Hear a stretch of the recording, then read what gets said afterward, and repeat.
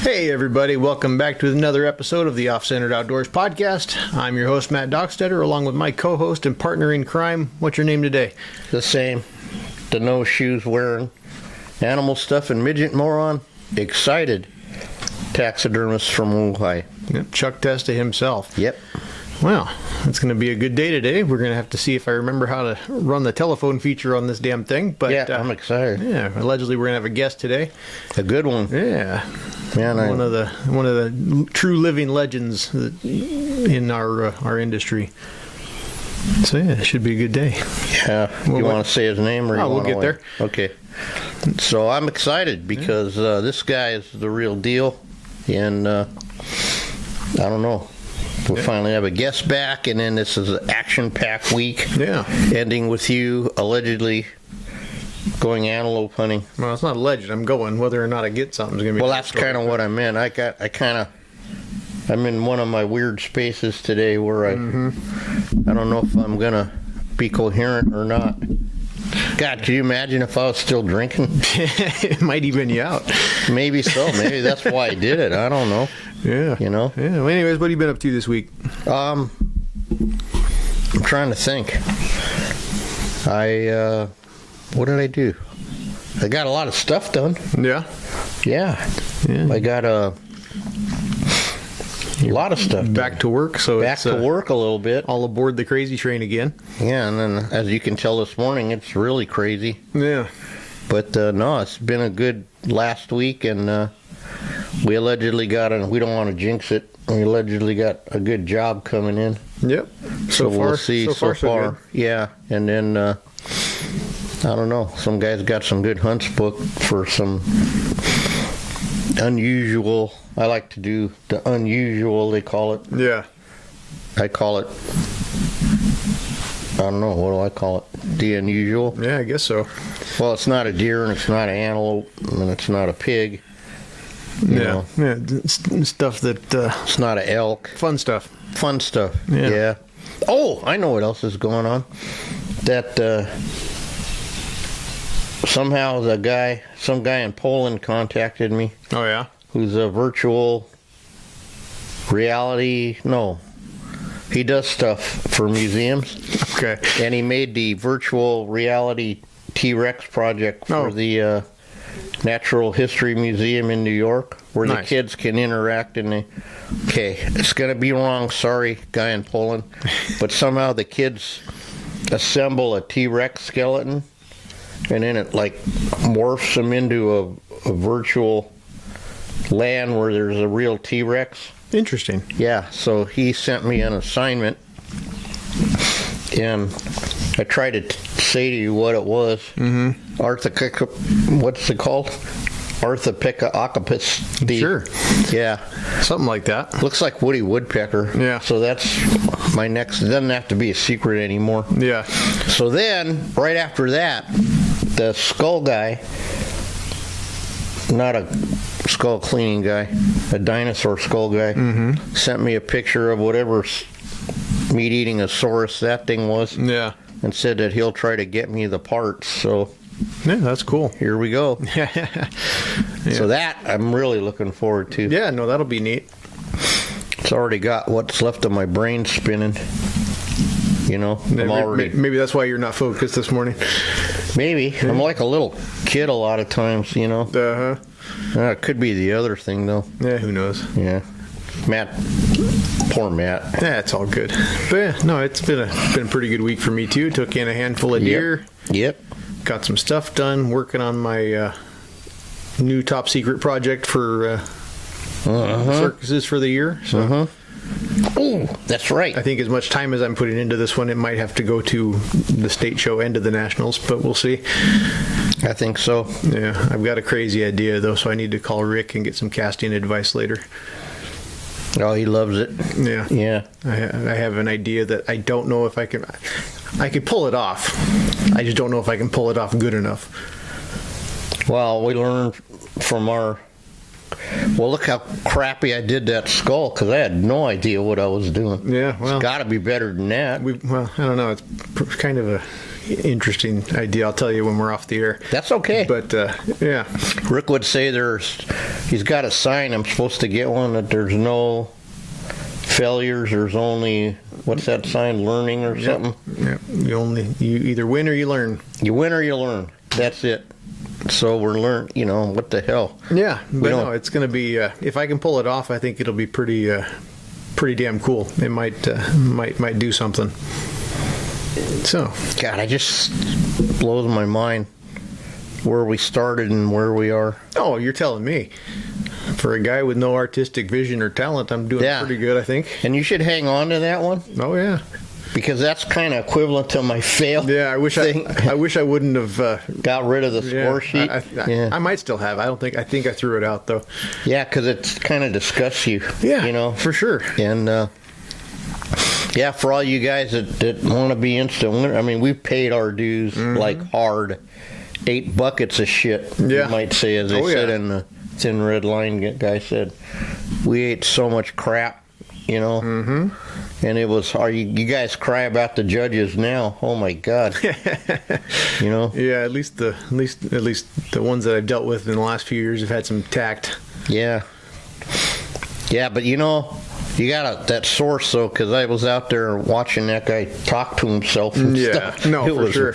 It was. Yeah, we don't need to get too deep back into that. We've had that conversation many times on this damn show. But we have. Well, but it just shows you that some lessons you don't get over, man. Absolutely. But no, I'm like I said, if I can pull this off, I think I might be onto something. So we'll see. I poured some silicone yesterday, and that's all I'm going to say on the rest of that situation. I have to stop and demold some stuff on the way home today. Yes. I was going to stop and bring them down here to demold them, and then I went the other way down instead of the normal way. So. Oh, the 150. Yeah, I went over the hill instead of by the shop. The death road. Yeah. Well, you made it alive. Yeah, I did. In one piece, for the most part. And you brought my pink glue. That's good. Yep. I told you I was going to make it as soon as I got off the phone with you. I know you did. I'm glad. So I didn't forget. Well, no, the reason I say that is because there was something obvious under my thing, and I go, there's no part. He goes, it's right there. Mm-hmm. I go, oh, what the hell's the matter with me? Yeah, Chucky joined in the 21st century and doesn't know how to get there yet. Yeah. It's okay. Yeah, well, that song Old Hippie applies to me, that's for sure. Something. But I'm excited to try it because I could definitely see the use for it. Yeah, absolutely. Especially in African or this particular one, Yeah. So anyway, that we got some other ones too that I don't see why it wouldn't do the same thing in a bigger version. No, absolutely. And save all kinds of grief, Like I always tell you, starting with a smooth product will make for a smooth finished product. Yeah. You and your technology. Man, I don't know. I don't know if it's technology or what it is. What's wrong with a stone hammer and a chisel? Nothing if you're making another rock. Well, there you go. I'm converting from my rocks to smooth now. Yeah, there you go. Oh, and your goat cape's right there, too. Probably had to stick that back in the freezer. Oh, I thought that was that one. No, that one's up there on the table. Okay. I figured since I was bringing your mannequin, I'd bring your cape, too. Yeah, well, I might look at it first. Well, yeah, I'm not. Or not. No, it's a little... It's a little what? You can tell it's an old tan, but it's not like the other ones we got from them. You think if I pull the ear, it'll... Oh, I stretched it pretty good, and it didn't go nowhere. So, of course, now that it's here, though, that might be a completely different story. But once I touch it, anything's possible. But on the plus side, you have a mannequin. Yeah. Well, I have the mannequin that I want. And you got a flocking gun. Yeah. Hey, dude, there is something wrong with me, I'm telling you, man. I got that flocking gun, and I've been flocking everything. Hey, I wonder what happens if we do this or that. I wonder if I can use it for this. Well, can't do that. Yeah. We needed that on video, too, but yeah. Oh, well. Yeah, no, it's... we're turning into something around here. Almost like a taxidermy shop or something. Well, yeah, Matt had me turned around now back from, I don't know if it wasn't, I just wasn't going anywhere. I was just stuck. Well, yeah, like we talked about before, you stopped really giving a shit and had, but which was understandable. You had other things to focus on. Yeah. But now that you're giving a shit again, it's a good feeling. Good thing to see. Thank you. It's a good place to be. Caring about what I love to do. Yeah, absolutely. You have to. And progress. No, you have to, and you can do the steps and put out a good product. That's the idea of the steps. Yeah. But when you're really excited about it, it is a huge difference. Absolutely. And I fixed something yesterday. We just need a video camera all the time, because you've got one right here. So, but how do I hold it and do it? No, for sure. That is a valid point. That is, if I could figure out how to do that. Well, I know they make them thingies that you hold it, but they keep. Yeah. Well, we have a phone mount for your tripod here too. So we do. Sitting right there, right next to my lunch. I'll show you how it works later. Okay. Oh boy. But it really wouldn't have done you much good, because I've got the smart end of the. You got the smart end of it? I left. Well, you got this one. This one, I had the smart end of that one too. Yeah. See, so it really wouldn't have mattered that much, but still. Well, no, but in the future that I could do that, because that one, because like we were discussing yesterday, the way to shoot a beautiful animal like that is right center of the beard. Yeah. And then twice. Well, yeah. And then I found a bonus one over here. but that was only normal. Yeah. And then it was like just wrecked, And, yeah. It's not wrecked anymore. And not until it goes together, anyways. Oh, don't even say that, man. I put it on and Well, good. Just as long as it fits, that's the important part. Well, it fits, but you're still going to have to, whatever. How do you even explain it without showing it on the camera? You know what I mean? Yeah, it's gonna, and that's why we don't do a lock stitch on that type of repair, because you need it. Yeah, there's got to be some flex to it. Yeah, you need it to do this. If we lock it, it'll be straight. Yeah. And even though, because again, with our guest will tell you, it's not 3D anymore. And it's not green and stretchy and can do what a hide does. Now exactly. It's a flat piece of leather. Yeah, no, absolutely. It's not the same thing going back together when it comes apart, for damn sure. Well, it's so logical, but we said this a million times, but it doesn't make it any less true. We tend to blame our lack of whatever it is for not being able to fix something. Yeah. And it's like you said, it's it, won't do it. Like the chin thing, if the wrong, they have to cut, I mean, you're not going to pull that out because it can't be done. Yeah, exactly. And then we think it can be done because some hero somewhere, lied and said, "Oh yeah, we can pull all the wrinkles out of an eland." Yeah, this is my personal story. And let me tell you something. 18 hours later, there was wrinkles in that eland. I don't doubt it, because they got wrinkles, man. Yeah, and I had it smooth part, but man, this ain't going away, man. Yeah, it's just not built that way. No, for sure. So, and then I thought, who has smooth African stuff? Well, I guess that shop does. Yeah. Yeah. But I thought we were supposed to make it look like they were. But yeah, you would think. But like you said, I mean, I guess you never know. That shop, everything had to be big. Big. Well, yeah. Man, forked horns on 22-inch necks and everything. It's pretty epic. Man, I'd hate to see a real Magnum buck. But they put it on an elk for him, I guess. Yeah, maybe. They did make a 40... No. What's the biggest elk horn? The 560? Yeah, I think so. What's that neck? 30... I don't remember. 40 something.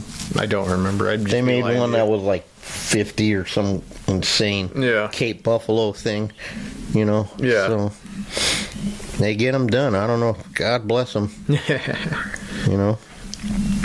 Anyway, you think we got what time? How are we running? We could probably give them a jingle. Okay. Well, why don't we tell the people who our guest is? Well, we're going to be giving the champion of champions here a call in just a second, Jerry Huffaker. He's one of the new legends. He's been at it for a while, but yeah, I'm sure some of you guys have heard of him, and those of you that haven't, you're going to learn something. He was a solid guy. Mm-hmm, absolutely. And multiple time champion, more knowledge than just about anybody that I've met so far. Great guy too. I mean, unbelievable. Yeah, nice guy. And if you haven't seen his seminar, I highly recommend, if he ever does one, that you go. And he's actually told me the other day that he's been getting a lot of requests for that seminar. Yeah. Or when he does go to somewhere and does one, that they're getting more and more packed. Yeah, I bet. Because we always talk a lot about keeping the profile when you're altering, and the importance of that. Yeah. And we're going to marry what we do to what he does, and it's amazing. Yeah, well, a lot of it, I mean, wasn't super far off to begin with. Just but the way he does it from duh. Yeah, exactly. Duh, what the? Yeah. Even us, we've altered hundreds of things into other things and changed. I mean, you talk about transing, man. They're going to send us people to trans here in this shop in a little bit. But, and all that, and I go, why don't we think of just lifting that up? Damn. Yeah. Well, we did, but in a different... Yeah, exactly. We got to the same place, just in a different route. All right. Well, due to some technical difficulties, we're going to have to reschedule with Jerry. We're going to just fly by the seat of our pants here and just do the normal bullshit session like we normally do. Yeah, we think that being that he runs a shop like we do, he's super busy. Yeah, and also, like we said, coming off the holiday weekend, he probably thought yesterday was Sunday, like I did, or he may have. Who knows? But yeah, so we'll reschedule him for a later date and have a good conversation then. Yeah, but anyway, still doesn't change the fact you need to see his seminar. Yeah, absolutely. And listen to his attitude. A little bit what we were going to talk about. Let's just talk about it for a little bit anyway. Sure. He has a way of explaining things kind of like Rick Crane does, so that any moron like me can understand it. And he was off all social media, like that's not a secret. He said that at the World Show, but he says he does look at stuff, you know. And he said one thing he notices is that everybody's looking now, like it used to be what Mike would say, the magic nail for the antlers. Now he says he noticed it's the magic form. Oh yeah, it's got to be that. The magic form. Whose form is that? Yeah. Oh wait, he said he had a customer. Let's call. Hang on a minute. Well, hey, see, there you go. I guess I'll go get my shit back out.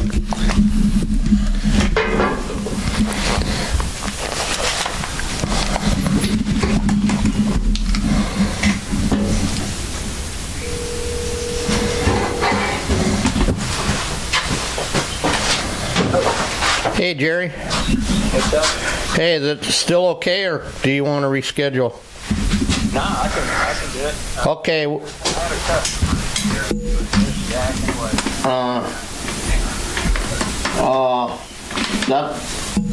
Yeah. Well, we know the feeling. Okay. Well, we're gonna get the.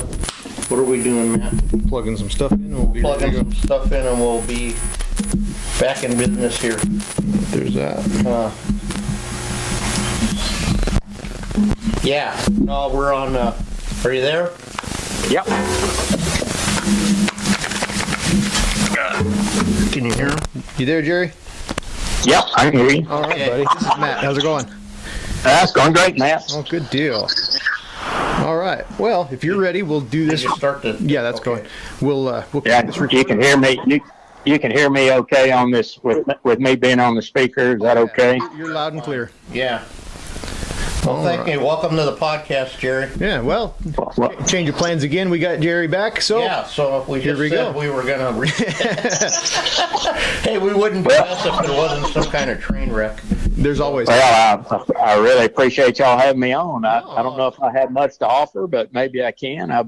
I've been a taxidermist full time for 38 years this month. Wow, there you go. And a large portion of that after Beth. Actually, I needed some help, and so a few years in, we decided for Beth to come in, and that's my wife, and she's been running the office all these years, and we've never been a real big operation. My two employees is the most employees I've ever had, but it's been a really good run. It's been good to us, and I've been very fortunate. It's been a good business for us. Yeah, and then that's awesome. Before we get into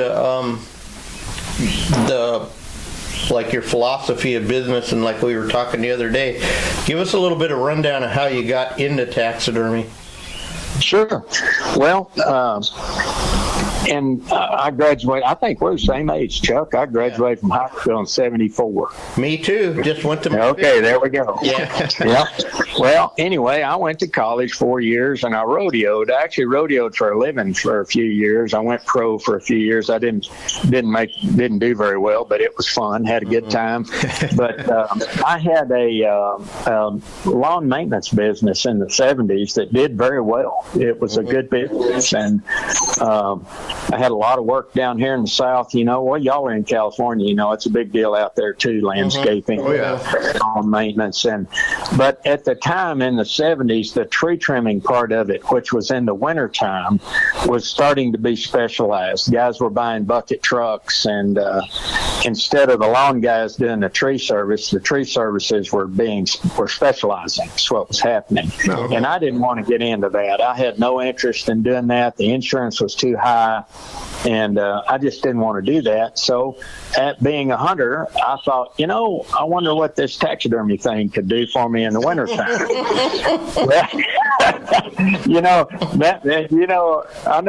I laugh about it too, thinking back, because I thought maybe that would be a winter time.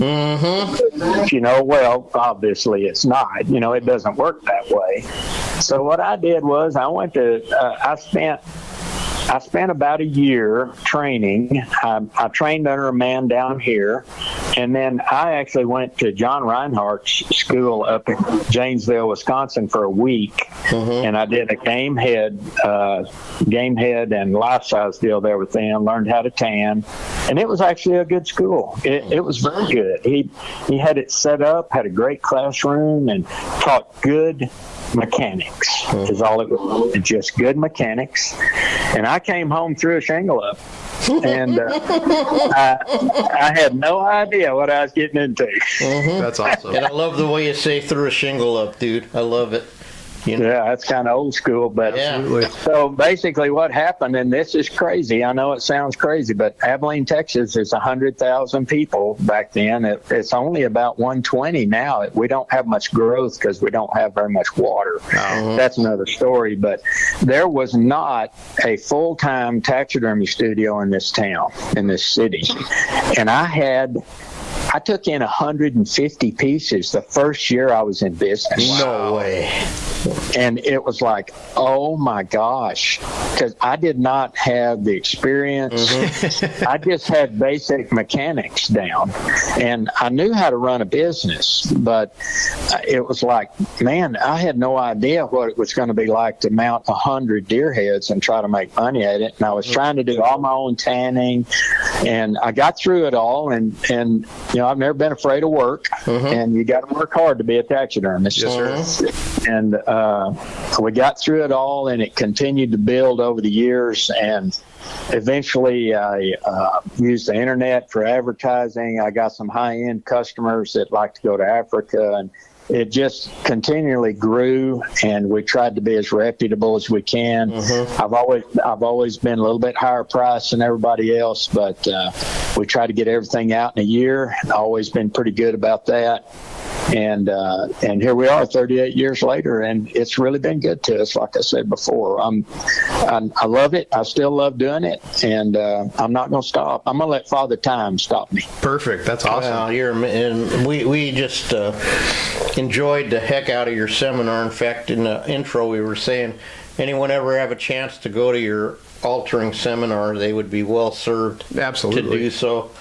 And well, I really appreciate that. And that's one of the things I think, Chuck, when we talked earlier, you kind of wanted to talk about. And it goes back to, in my opinion, to training, how we're initially trained, how we get started in the business. And we are, and I say this with respect, and we are living in a time now to where, with the social media, and we see everybody posting pictures of their mounts, and when we have a group that are bragging about being self-taught, and they'll put a mount up, and it's like the first 6 or 8 comments are, whose form is that? And that's kind of our mentality nowadays. And again, no disrespect. I mean, it's the way that people are learning. I just don't think it's the correct way. Yeah, absolutely. And we're buying forms, and we're putting the skin on it. And we buy a form, and we're putting the skin on it. And we're not really learning taxidermy, in my opinion, in the right order. And the very first seminar I went to when I really got into this, and after I opened my business, I started going to the Texas show, and I went to the Oklahoma convention, and I found out right quick that that's the only way I was going to learn how to be a taxidermist was from other taxidermists. Yeah. And of course, at the time, there wasn't any internet, and well, there was internet, but there wasn't Facebook and all of that kind of stuff. So I figured, I've got to learn this from taxidermists. Well, the very first seminar I ever went to, I think it was in '87, was Joe Meter. Oh, and it was full. And the Texas show has always been big. There'll be 300, 400, 500 people there. There'll be 200 plus mounts. It's a big show. Nice. And the room was full. And all he did in that seminar was do a slideshow and describe and teach how to look at reference, interpret reference, and apply that interpretation to a mount. Yeah. That's all it was, 2 solid hours. And to this day, that might be one of the most important things that I learned in the beginning of my career. Oh, heck yeah. No, that's awesome. His emphasis was, look, gentlemen, ladies and gentlemen, if you don't know what that's supposed to look like when it's finished, how do you think you're going to be able to get to that point? Yeah. Because you don't know what it's supposed to look like. You need to learn how to study and interpret and use reference. Yeah. That's step number 1.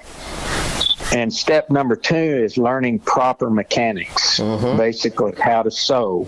If you want to tan, how to shave, if you want to do all that yourself, and learn the basic mechanics of putting one together. And number 3 comes down to what my seminar was. When you start doing a lot of volume of work, a lot of life size, you get into safaris and exotics like we are down here in Texas, you find out right quick that your forms do not fit your skin. And you need to figure out a way to get that done in a high quality, timely manner so you can make money. It's not about blue ribbons. It's about making money.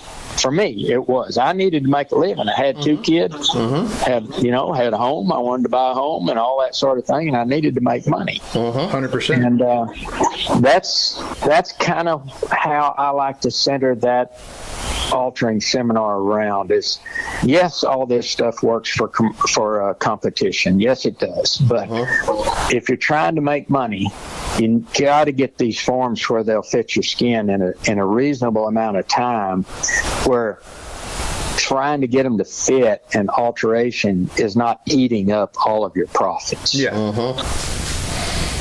So anyway, that's kind of where that seminar stems from. And I wish we could get away from the whose form is that thing, because it's not about the form.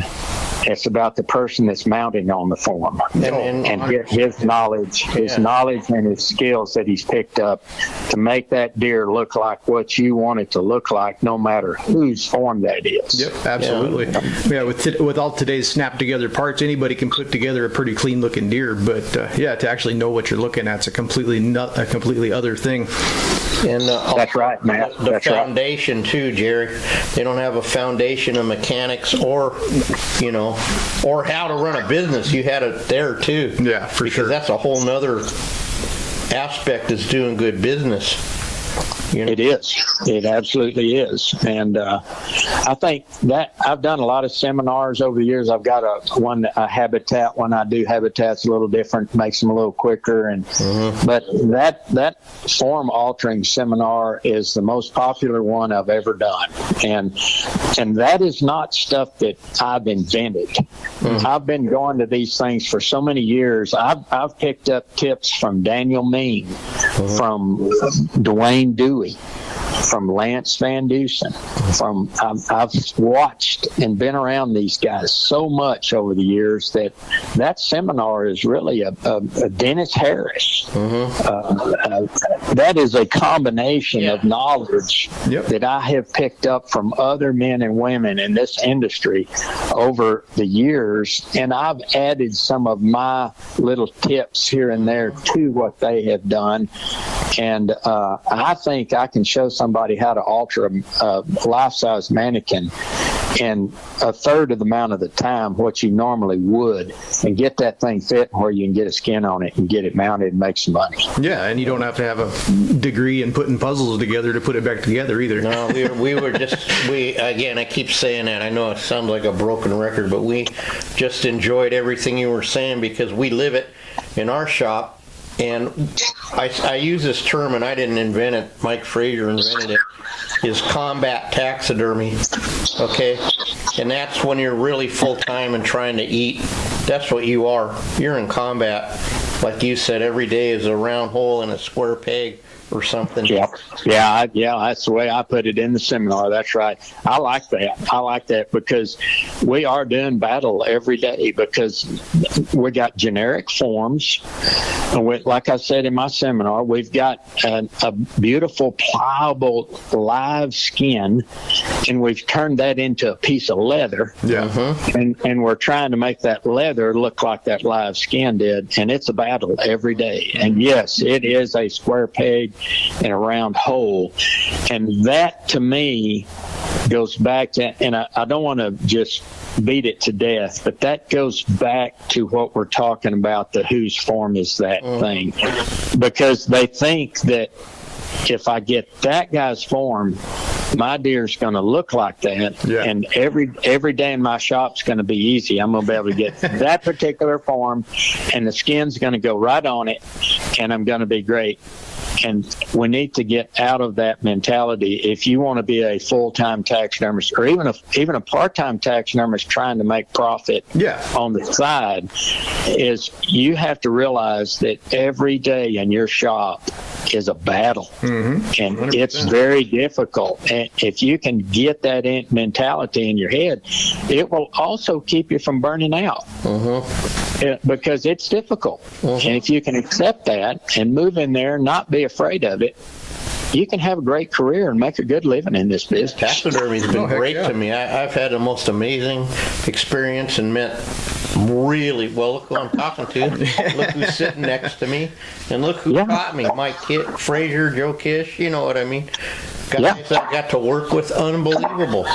And Joe would say, and whatever happened to this, that the mannequin was just a place to start.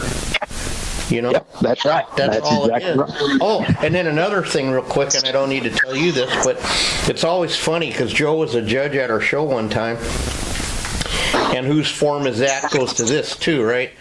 Okay, Joe's going to be the game head judge for the African, so we're going to mount on Joe's forms, right? Yeah. And so this one guy, he mounts on I don't know if it was a blessed buck or a hartebeest or something, and Joe dinged him because the muzzle was too wide. And he goes, but it's your form. And he goes, yeah, I know, but the muzzle's too wide. I never liked that form. And he says, but you're supposed to fix it, you know, right? You're supposed to fix it. And he said, because a lot of these people don't realize that what it takes to make a mannequin from the ground up when you're making an armature from a skeleton, and all the hours it takes, and then if there's a booger in it, you're not necessarily you're just gonna leave it because they're supposed to know how to fix it, you know. And that's right. And somehow, yeah, I'll never forget that. It was hilarious. Your form, yeah, never did like that one. And then what about that video you were telling me you were watching the other day when you said, "Oh, maybe I'll learn something." Yeah, I said that. I don't remember. Okay, well, I'll tell you, because it got my mind, because we're going to try to get back into our tips again, but you said, hey, there's a guy saying mounting a life-size raccoon on YouTube, and you go, oh, maybe, maybe okay. I'll watch that, because maybe, we can always learn something, right? Yeah. And then what did you say? He goes, well, this is my first one or something. Yeah, he said, this is the first one I've ever mounted, and I wanted y'all to see how it's done. And I'm like, okay. Again, no disrespect. And he got it mounted. He got it together. And, it's a done deal. And but I do think that, and I don't even have a Facebook page anymore, actually. I deleted it. I don't need it anymore. And it's too much noise for me anyway. But for sure. but I do think social media is great in many ways, but there's some aspects to it for taxidermists trying to learn how to be a taxidermist, and you just cannot learn taxidermy watching YouTube and being on Facebook. You can see how it's done, and you can put some mounts together, but you need some hands-on training, and that's just my opinion. To really get to the point, you get to the point to where you can really produce a good mount for a customer, and you're not worrying about how many likes you get on a Facebook picture. You're more worried about what the bottom line of your checkbook looks like, and I think that's way more important. Oh, heck yeah. I've also wondered too about why people are so interested in whether other taxidermists like their work or not. I don't know. Explain it to me if you can. Yeah, and I love, Ken Edwards has been a pivotal person in our industry with taxidermy.net and everything, and I love that website. It's not dead now, but it's not like it used to be because of social media. But even there, people, they post lots of pictures of their work on taxidermy.net, and they're wanting everybody to praise their work. Well, personally, and I put pictures of mounts on there too, but I had more results using the internet, going on hunting sites and putting pictures of my mounts and advertising my work towards hunters and fishermen and outdoorsmen, rather than wanting a bunch of taxidermists to like my work. And it took me a while to figure that out. I've got an ego just like anybody else. I mean, I'm not a brick wall, and it's nice to know that your peers enjoy what they see you doing and all that. But man, these guys, they need to advertise their work towards hunters and fishermen, and who cares whether another taxidermist likes it or not? Yeah, that's another aspect. Really, I'm glad you brought that up, because I just never understood putting a picture up every day of what we're like. Can you imagine, say your job was making hamburgers, and every time you made a hamburger, you posted a picture of it on Facebook? I don't get it. That's just our job, right? Well, it would be like posting a hamburger so that all the other hamburger makers could look at it. Yeah, exactly. Yeah, something, and I never got that one, and then you get too busy anyway, like you said, right? And then what I also noticed is the viciousness when some new guy does ask for a critique, Yeah. They just gut them and run them off, and I just don't like that. Well, fragile egos are a problem, and we run into that in the competitions and that sort of thing. People have a hard, you work hard on something, you put a lot of hours in something, and then people automatically start showing you what's wrong with it. And a lot of guys have trouble with that. Yeah. And, the competition thing, that's, I don't know how much time we've got here, but we could spend a whole show talking about competing and the benefits of competing and especially what it's done for me. If it wasn't for conventions and going to competitions and learning and going into that whole situation with a teachable mind and kind of taking your ego and putting it in the glove box of your truck, and walk into that show. And now when you get into the Masters and you're really trying to win major awards, then it can be a little bit more about winning. And but we all still can learn.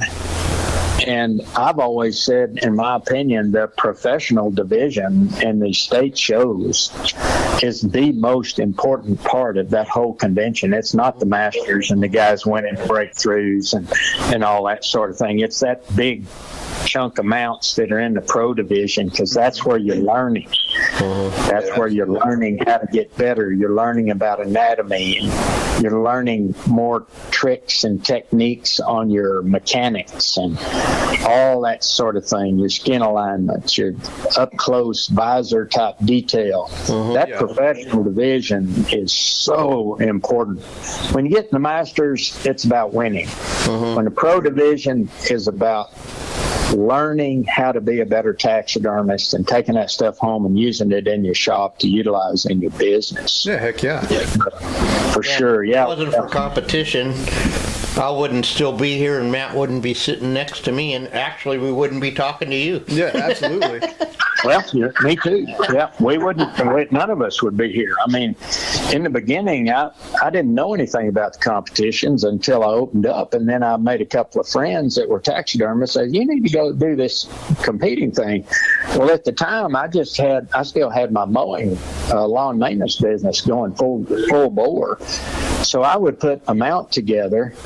And a couple of mounts, I'd do a fish or a deer head or whatever. And Beth would load the kids up, and she'd take the mounts to the shows for me. And I had to stay home and work. And she would get critique sheets. And she'd bring the critique sheets back. And I would read those critique sheets and study them and try to do a better mount the next year. And she did that actually 3 or 4 years before I finally kind of tapered off my mowing business to where I could, when the taxidermy got built up where I didn't have to do the other business anymore, I started going myself. But just having those critique sheets, and she would go, you can make Louisiana, Arkansas, Oklahoma, and Texas, and not have to drive more than about 5 hours from where I'm at. So I could make 3 or 4 different state shows. And she would take the kids, and they'd take a little vacation, and I'd get those critique sheets.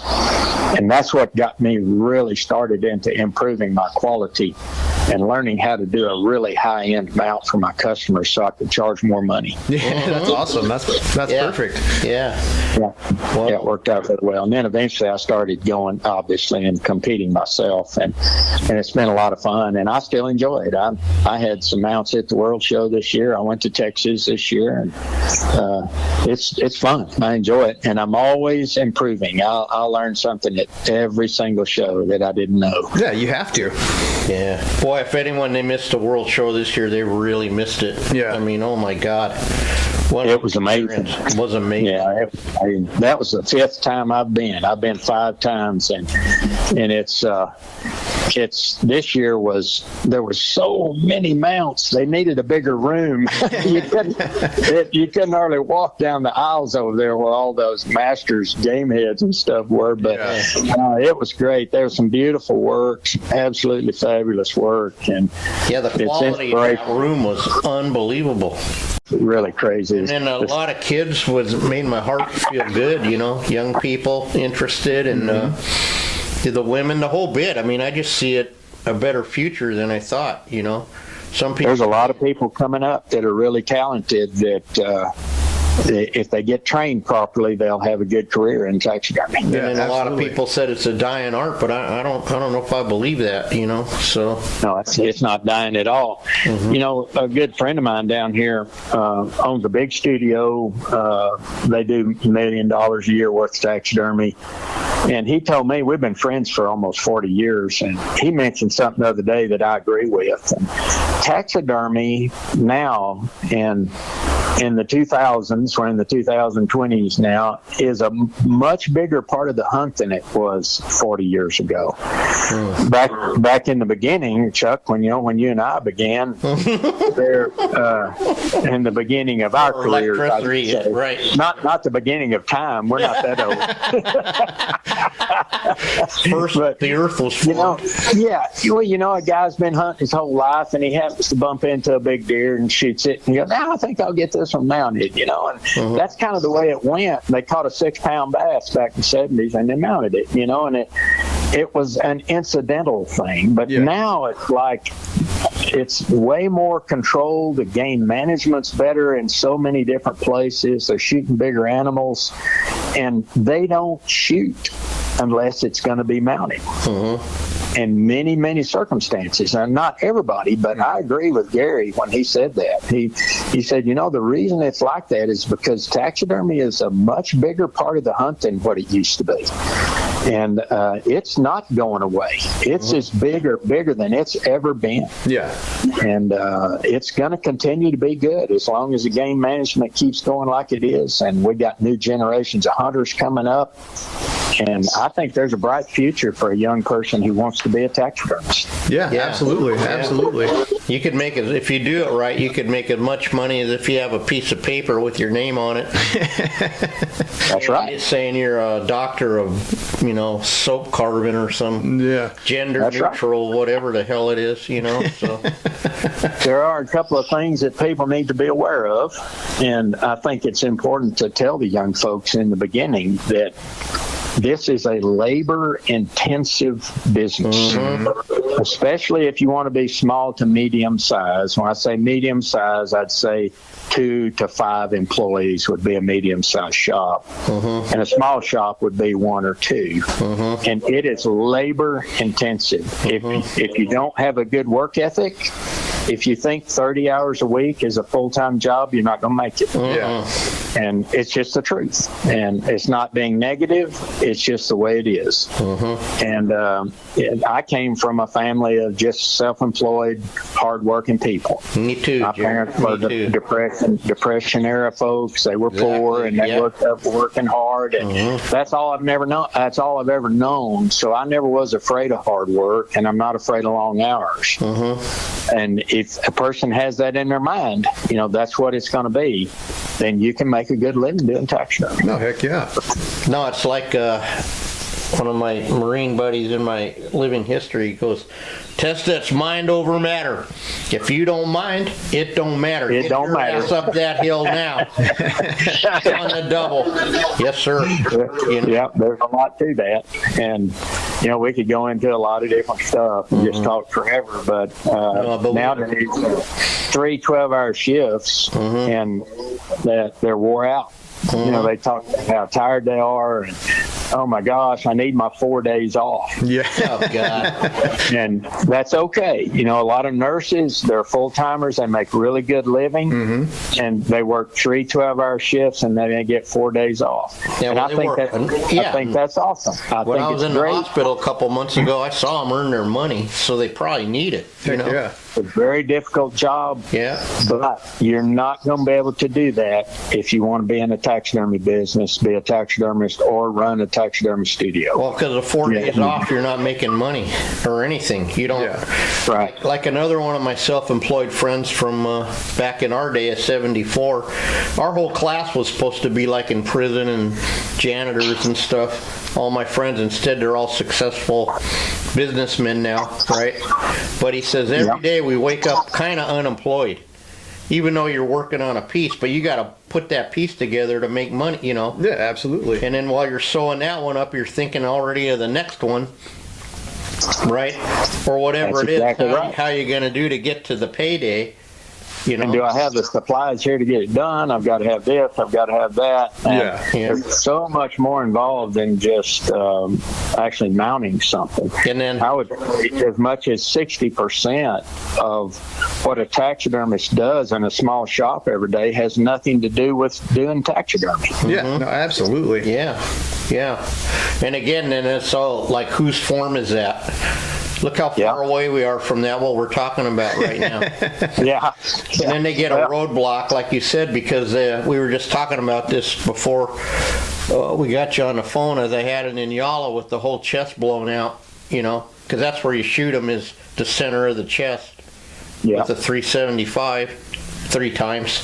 And so had to fix it, you know, and that would terrify some of these people I see on social media. Mm-hmm. They're worried about a dime-sized straight cut in the white throat patch of a deer, for crying out loud. You know? Or a head broken off the form. I was just gonna say want to send it back. What sort of thing. Yeah, no, can't. To me, that goes back to kind of what we originally were talking about. I think it's about training. I think all those individuals are plenty talented enough. They've got the ability to do it.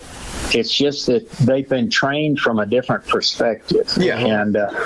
And instead of looking at that as a debilitating problem, just look at it as a problem that you can and you need to and you can fix. It's just a matter of putting a little extra time into something and getting it done. But you can't do that if you haven't been trained to do it, because it's a mystery. You look at it, it's a mystery to you. It's like, oh my gosh, that skin, there's 3 inches before those edges will come together. I can't sew that.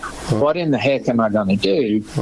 And if you haven't been trained to do it, it's like one guy told me after the World Show seminar, he said, I can't believe how easy that is.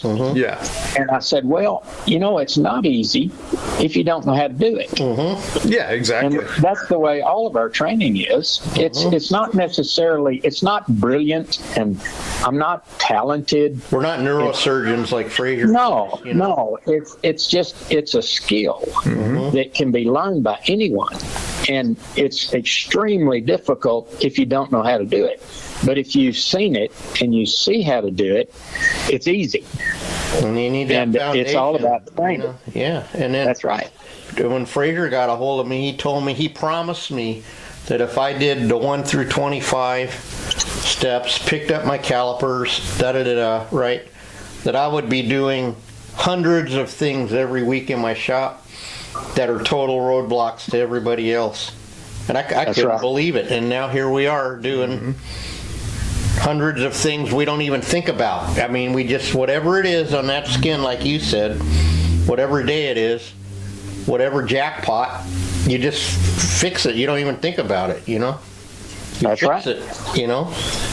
And you know, some days, and I say this quite often, if you do enough safaris, and you guys have messed with it enough too, you're going to turn some work out. Sometimes it's not quite as good as what you want it to be. Yeah, exactly. Sure. And that's just a fact. And if anybody says they don't, then they haven't done enough taxidermy yet. Because that's what I say, because sometimes it just is. You know, that's right. And especially with the exotics and the stuff coming from Africa, you have difficulties with tanning and damage. And that hunter wants his mount, and it might not necessarily be a blue ribbon piece, but you did battle, you did the best you could, you got it together where it's a good, what I call a good 6-footer. If I make a 6-footer out of something that was a bad skin, then I'm pretty pleased with it. Yeah. And 99% of the time, the customers just want a good clean mount on their wall. They don't care whether it has nictitating membranes and caruncles and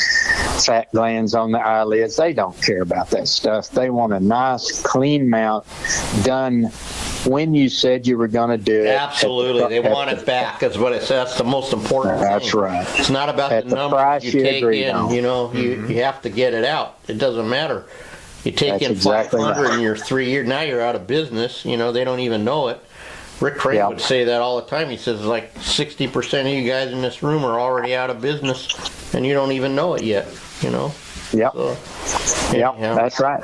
Yeah, we could have a whole conversation about Yeah, this. well, we're not gonna, what it because takes. we're gonna let you get back to work because we appreciate your time so much. And Well, I appreciate you guys having me, and I don't know if I offered anything that was worthwhile or not. you did. But, You know, any day we don't have to just listen to ourselves talk is a great day, and when we Yeah. learn something, it's even better. yeah, well, yeah. I work by myself all the time, so now I do. I don't have a helper anymore, and I'm like, I kind of get tired of talking to myself all the time. Yeah. Matt pointed out something that I didn't even realize, and it made sense after he told me. I said, I'm not used to listening to other people because I've been alone so much. You get what I mean? When you're my grandson was working for me for years. He was a great help, and of course I loved having him in here too. And he was really good. He was out back working on a habitat, and he was building this big old habitat. And I heard him out there talking, and I was kidding him. I said, "Who are you talking to?" And he said, "Well, I'm talking to myself because there's nobody else to talk to." Yeah. Exactly. Oh my goodness. No, and then part of our goal here on our show is to, besides educating and just getting people's stories down, and people that don't know about taxidermy get a peek into it, and the guys that are full-time try to give them some hope, that they're not alone, and also to get everybody's story somehow down for history, because we're losing all the history from the old guys, and these new guys coming in, they don't even know, like Kish says, whose shoulders they're standing on, That's true. Yeah, they don't know who made the association, who made the score sheet, who this, who that. It's just magic. It's just there, and y'all need to maybe try to have Larry Blomquist on sometime. I think he'd be a great. Yeah, that would be a good one too. Thank you for that. Yeah, we're looking. Yeah, we got to get him on. Yeah, he's on the short list of people we need to call one of these days. Yeah, yeah, great. We tried to get Kish on, but he's busy fighting Joe Kish battles. Yeah, he makes everybody mad all the time. So he's trying to prove right now to the Pennsylvania police that he doesn't need a Pennsylvania driver's license. And oh yeah, I know about all that. Yeah. He's got the Constitution and all that stuff in his billfold. If you ever get stopped, he starts pulling all that stuff out. That's hilarious. And I go, "How's that working for you, Joe?" "Well, I'm in jail again, So I had his mug shot up here for years. I had him autograph it, Your pal, Jailbird Joe. So yeah, oh, that's hilarious. It just makes me listen, laugh. guys, I really appreciate y'all having me on. Yes, sir. We'll have to. Anytime y'all want to talk taxidermy, it's been my life. I still have a passion for it. I love competing. I love making money at it, and I'm not one of the old grumpy guys, I guess, and I hope I never become, because I enjoy my customers. They've made a good living for me all these years. Heck yeah. Anytime y'all want to talk taxidermy, talk shop, I am more than willing to do it. Well, we appreciate it because we know how busy you are too, and we know, So anyway, well, thank you so much, Jerry, for coming on, and Matt will be sending you a link, right? One of us will, yeah. We'll send you a link when this is up next week, and it'll be up a week from today. Or you can tell us all the bad stuff we did. Yeah, you can tell us what we got wrong. Okay. Tell us about that form, Jerry. All right, Jerry. Well, have a good one. Thanks for joining. All right. Okay. Bye-bye. Bye-bye. There you go. Jerry Huffaker, everybody. Another good episode. Well, what a gentleman. Absolutely. Oh, my God. It makes me more fired up, that like I said, I get the passion back, and heck yeah, his positiveness is contagious. Absolutely. And well, I'm looking at the whole cuckoo clock on the wall over there, and it looks like it's time for us to get to work. Oh, I'm sorry. Yeah, it's okay. It was too much fun. It was a good episode today. Yeah, great episode, and we'll get to Blomquist on somehow. Yeah, we'll have to get a hold of him. And, all right. We'll try to get more guests for you guys. We know we picked up at least 3 or 4 listeners at the World Show. Yep. So, all right, Matt, talk us out of here. All right, guys. Well, thanks for tuning in to another episode of Off-Centered Outdoors. Be sure to follow us everywhere you can on social media, at Butcher Shop Taxidermy, at Ojai_Valley_Taxidermy, and get these podcasts anywhere you get your podcasts. Spotify, Apple Podcasts, iHeart Radio, and of course YouTube. And until the next time, have a good one. Rock on. Wait, how's the bullhorn? Have a good one, everybody.